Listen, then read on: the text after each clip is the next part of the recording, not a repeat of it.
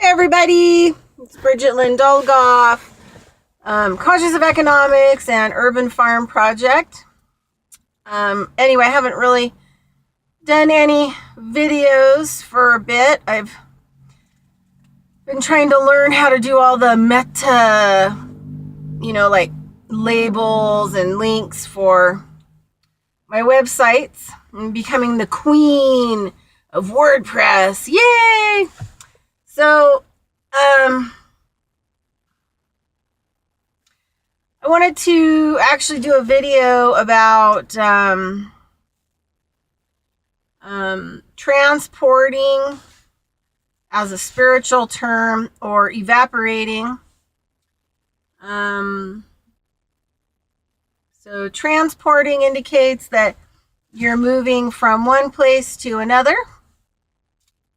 And there's also a word I use, evaporating, as a means of transporting.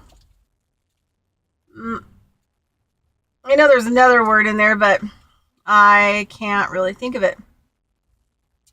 So anyway, it's cold today. The weather, I'm sure, like for everybody else, has been up and down. And I have had like low biorhythms, but I'm also super busy, and I should have low biorhythms. Okay, so I'm going to tell you about 3 experiences I have had in my life. The first one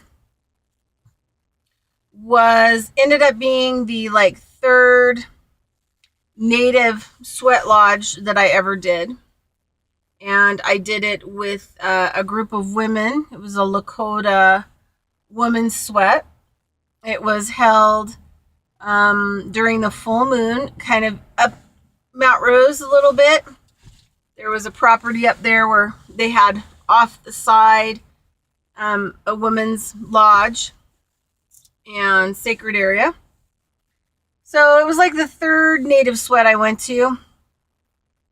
And I just, early on was terrified of sweats. I just am easily, I think I have a hard time living in the physical world. Like, I have to spend a lot of time awake in the physical world because I can haphazardly do things. Travel the other world without even trying to travel to other worlds. So it took me most of my life a long time to figure out how to physically be here in the earth plane, and then sometimes travel.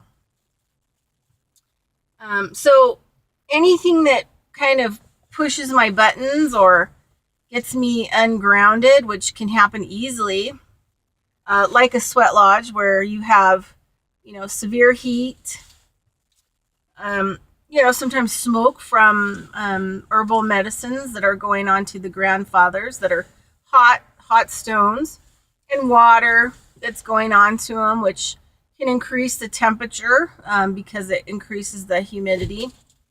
And then the drumming and the singing, and just that it's pitch dark. So there's a lot of stuff going on, sensory stuff.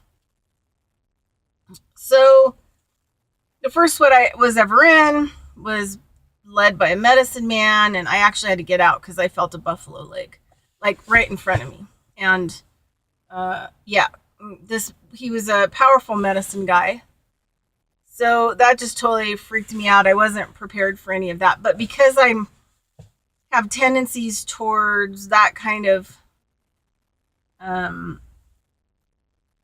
otherworldly things, it happens like this. It can happen so easily. So on this 3rd woman's sweat, or the 3rd sweat that I ever had been in, ended up being an all-woman sweat. We went there, sweat dresses, Lakota, past the ankles, to the wrist and hand, and to the neck. And they don't really wear anything underneath, but everything has to be kind of covered. And we went into the sweat, and there was maybe like 10 people. And all of a sudden, there's all these combining things, darkness and sound and songs and heat, and just I could just feel like a temperature gauge, like my energy going. And once it hits a certain level, I'm out and I'm traveling. Well, there's no way out of these sweats. Most of the willow branches that hold, all the blankets and tarps are in the ground. And most of the tarps and blankets are kind of pushed in under the ground. So you can't really just lift up the blanket and escape out. So what happened is, I'd had my hand kind of as far as I could get my fingers out to feel the cool air on the outside, trying to get myself kind of back grounded back into my body. Well, the next thing I know, I'm in a car underneath a seat in a van, hiding. And I hear these women's voices. I literally evaporated out of the sweat because I just didn't really want to be in there. I was having some altered states happening. And by me putting my hand out, I actually evaporated, or people could call it transporting. But, before I transported, I had to evaporate and then come back together. Well, it was on a van. It was in a van that was on the property. It belonged to one of the other ladies in the sweat. It was locked. I was in it. And they found me. I crawled out and they found me. And then I went back in and finished the sweat. But they had to stop it because I disappeared. Completely, totally disappeared in the sweat. And nobody could figure out how I did it. And I still don't know how I did it. It just happened. Because just probably was the perfect thing. Porthole, sweat lodge, porthole, grandmothers and grandfathers, ancient ones, spirit stuff. Trying to get grounded, shifting into otherworldly, I don't know if you want to call them dimensions or whatever else, or worlds, doesn't really matter. So at least I evaporated, transported, and ended up on the same property where I could be found. It kind of scared them because they knew that on some level there was no way that I could have crawled out of the sweat. And I was in the back, like totally far from the door, which means that I also would have had to trample all these people to get to the front. So I totally transported. The second time was a lot later in life.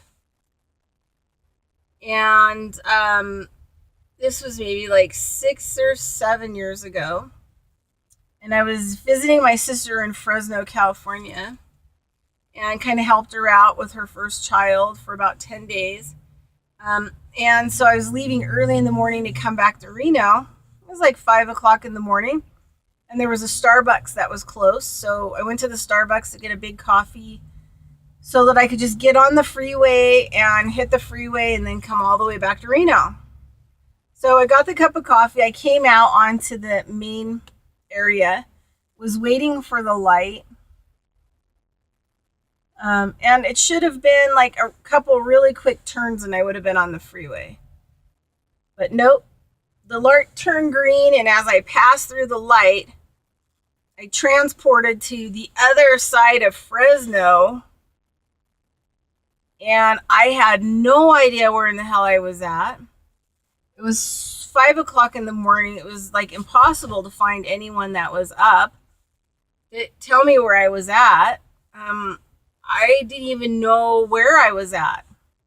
But it turns out that I was totally on the other side of Fresno, which meant I had to make a really, really long drive towards the 99 and the highway because I was completely on the other side. And I remember thinking to myself, holy shit, I think I transported or evaporated is what I used to call it. Holy sheep shit. So then, I tried to talk myself out of it. It was early in the morning and I was, kind of stressed out. But then I said to myself, the next time I'm going to be really, really conscious and aware. Because the next time this shit happens, I want to be like aware so I know what the hell's going on. Well, 2000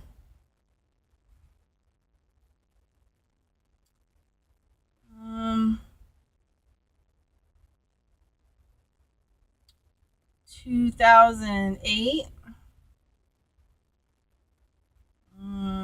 I'm gonna say. So we're in 2007.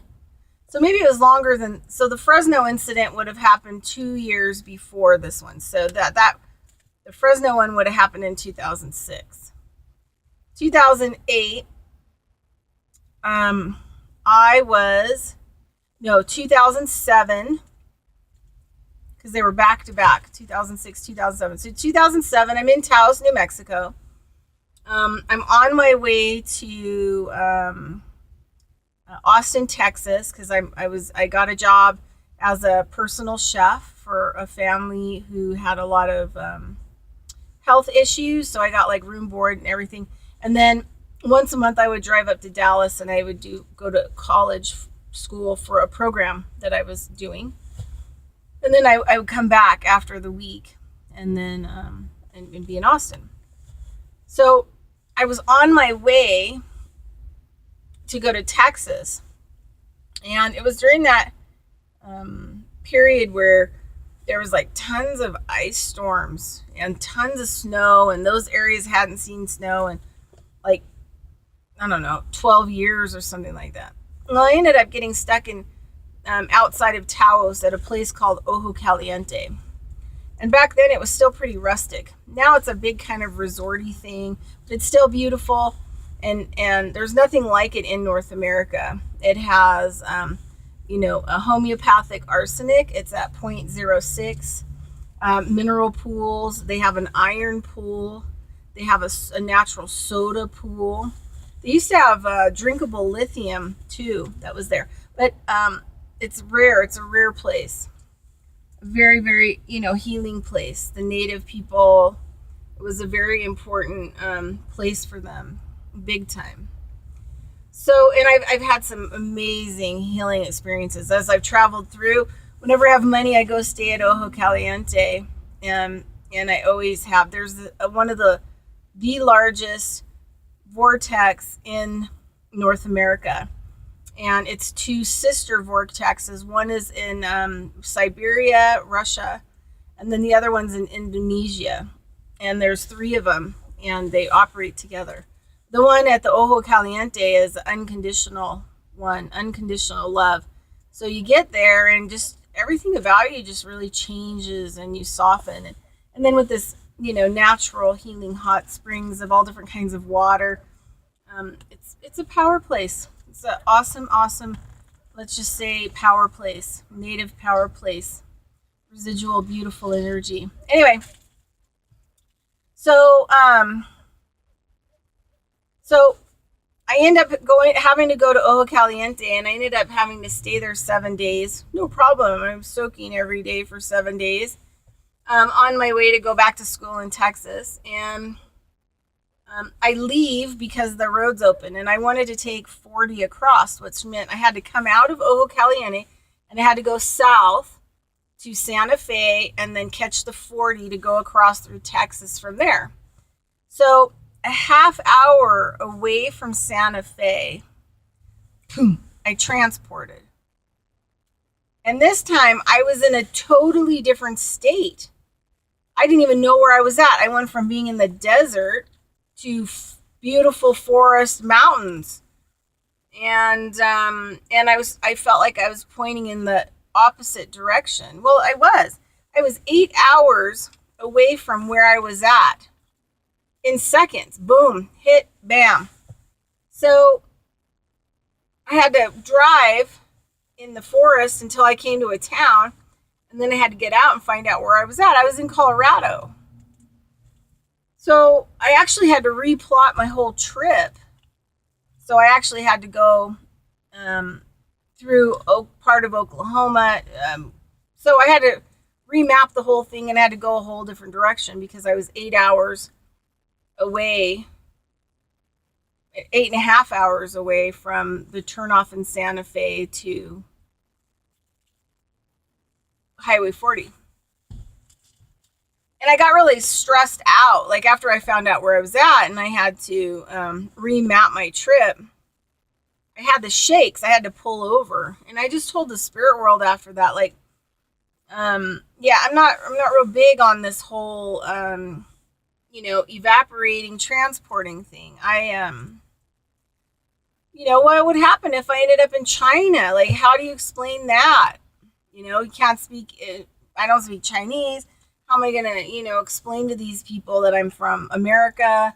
I have no passport. I have a car that has U.S. plates. Nobody can figure out how I got there. So after that, I just told the spirit world and the creator to back off. Because the whole transporting thing, unless I had a teacher and I could understand it better, just wasn't my thing. It actually scared me because, I just, after going 8 hours in a different direction, just totally stressed me out. So,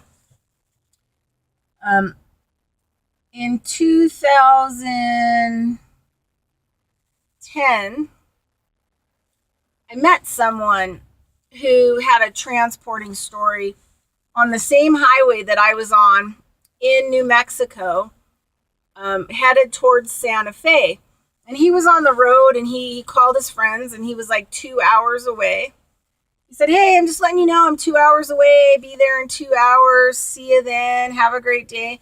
He said right after he hung up his cell phone, not very far, he looked up and there was a jiggly being, like a jiggly kind of being. And it had these really long legs on each side of the highway. And then its pelvis came across super, super high in the air. And then it had like a little short body, a big head, and jiggly arms. And he was like, "Oh," and he went right under it. Well, he's right there at the people's house that he just talked to that he was going to be 2 hours away. And he's like right there and he's like in his car. And so he just turns it off and he gets out of the car and they're like, "I thought you were going to be 2 more hours. And he said, "Yeah, well, I saw a jiggly thing on the highway. I went underneath it. And then all of a sudden I'm here now." And they didn't believe him at all. It's hard to explain, how unnerving transporting really is. It's a really unnerving thing. And this is the thing in shamanism, no matter what you do, if you're not clear, you're not fully awake. We're talking in the waking world, the dreaming world, any world that you go in. You don't check out for any reason. You have to hold your attention. Even if something else has your attention, you still have your attention on everything else that's going on. And believe me, it's not easy. It is a learned lifetime of practices to be able to do that. So if you're not holding a certain intention when you hit one of those portholes or whatever else happens, or your intention with the porthole, propels you somewhere else, you could seriously end up in a serious world of hurt. You say you're going down the road and you're really angry and you want to hit people and you want to have violence and whatever else. Well, you know what? When you get transported, boom, you are probably going to end up in a situation where there is mass violence going on. maybe boom, land your car right into the middle of like a riot going on in a city.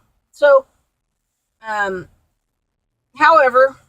I've asked the spirit world not to do this kind of stuff to me anymore. I like to stay grounded. I have a really hard time staying grounded anyway. So, anyway, that's my little blurb on evaporating or transporting. And I do these videos to help other people in case you're kind of going through the same events. And it's good to put information out so there's a better kind of understanding, about things.